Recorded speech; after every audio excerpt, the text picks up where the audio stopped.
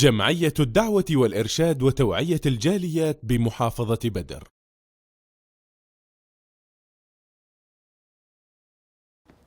আসসালামু আলাইকুম ওয়া রাহমাতুল্লাহি ওয়া বারাকাতুহু।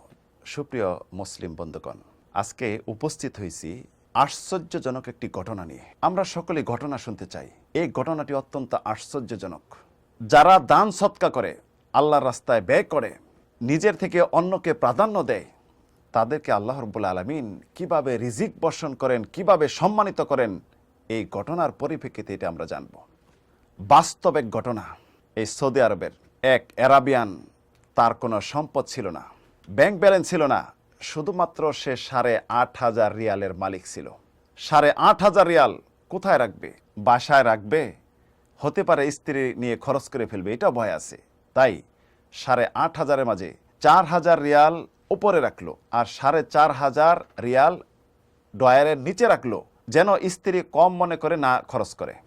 একদিনের ঘটনা, সে আসরের নামাজ পড়তে মসজিদে গেল। মসজিদ থেকে যখন নামাজ শেষ করে বের হচ্ছে, এক সুদান রাষ্ট্রের ব্যক্তি খুব কান্না করতেছে, হায় হতাশ করতেছে। তার কাছে গেল, যাওয়ার পরে জিজ্ঞাসা করলো, ভাই তোমার কি হয়েছে, কি সমস্যা? সে কান্নাজড়িত কণ্ঠে বলল, আমার স্ত্রীর জরায়ু ক্যান্সার হয়েছে, আমার কোনো অর্থ নেই তার চিকিৎসা করব। ওই আরাবিয়ান ব্যক্তি বললেন, আমি তাকে সান্ত্বনা দিলাম, এবং আমার মনে মনে একটা চিন্তা যে আমার তো কোনো অর্থকড়ি নেই, আমি তো সম্পদশালী নই, আমি কিভাবে তার পাশে দাঁড়াবো। তাকে জিজ্ঞাসা করলো, তোমার কত রিয়ালের প্রয়োজন? সে বলল, আমার 8,500 রিয়াল যদি হয় আমি চিকিৎসা করতে পারবো। তখন চিন্তা করলো, আমি তো এই 8,500 রিয়ালের মালিক, আমি এখন কি করি? সে কোরআনে কারিমের ওই আয়াতটি বারবার স্মরণ করতেছে। মুহাজির ব্যক্তিরা যখন রাসূল সাল্লাল্লাহু আলাইহি ওয়াসাল্লামের সাথে হিজরত করে মদিনায় আসলেন, আনসাররা তারা নিজেদের থেকে তারা প্রাধান্য দিয়েছেন, তাদেরকে চেষ্টা করেছেন নিজে না খেয়ে তাদেরকে খাওয়াইতে, যেটা আল্লাহ রাব্বুল আলামিন সূরা হাশরে তাদের উদ্ধৃতি দিয়ে বলছেন, ওয়ায়ুথিরুনা আলা আনফুসিহিম ওয়ালাউ কানা বিহিম খাসাসা ওয়া মান ইউকা শুহা নাফসি ফাউলাইকা হুমুল মুফলিহুন। যে তারা তাদেরকে তাদের উপর প্রাধান্য দিয়েছে, যদিও তারা অভাবী, দরিদ্র, নিঃস্ব। জেনে রাখো যে নিজেকে কৃপণতা থেকে বাঁচাইতে পারবে, সেই হবে প্রকৃত সফলকাম। কোরআনে কারিমের ওই আয়াতটি ওই ব্যক্তি স্মরণ করতেছে, ওমা তুকাদ্দিমু লিআনফুসিকুম মিন খাইরিন তাজিদুহু ইনদাল্লাহ। আল্লাহ রাব্বুল আলামিনের জন্য যদি নিজেরা তোমাদের জন্য দান করো, এটা আল্লাহর নিকট পাবে এটার প্রতিদান, এবং শুধু পাবে না, আরো উত্তম পাবে। এই সে মনে করতে করতে বাসায় ফিরল।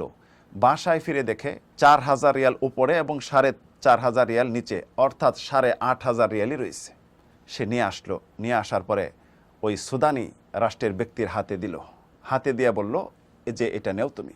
ওই সুদানি ব্যক্তি বলল, আল্লাহর কসম করে বলছি, খুব মুখাপেক্ষী ছিলাম। তখন ওই সুদানি ব্যক্তি তার জন্য দোয়া করল, হে আল্লাহ, এই ব্যক্তিকে অবিরাম তুমি রিজিক বর্ষণ করো, তাকে সম্মানিত করো, রিজিক দ্বারা তাকে সম্মানিত করো।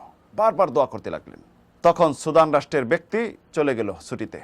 আজ আরাবিয়ান ব্যক্তি যখন সুদান রাষ্ট্রের ব্যক্তিকে সব সম্পদ 8,500 দিয়ে দিছে, আল্লাহ রাব্বুল আলামিন তাকে নিরাশ করেনি।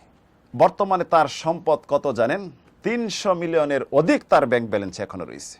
সে বাস্তব এটি মানুষের কাছে প্রকাশ করে বলছে, মানুষকে প্রচার প্রসার করো, দান করলে যে এটা কমে না, এটা আল্লাহ বৃদ্ধি করেন, এটা বাস্তব প্রমাণ। এটি আপনার পরকালের সম্পদ, ধন ভাণ্ডার। ইয়াউমা লা ইয়ানফাউ মালু ওয়ালা বানুন ইল্লা মান আতাল্লাহু বিকালবিন সালিম। কিয়ামতের দিন ধন সম্পদ, সন্তান সন্ততি কাজে আসবে না। আপনাকে মুক্তি দিতে পারে আপনার আমল, আপনার অন্তর যদি ফ্রেশ থাকে। তাই আখিরাতকে প্রাধান্য দেন, মানুষের পাশে দাঁড়ান।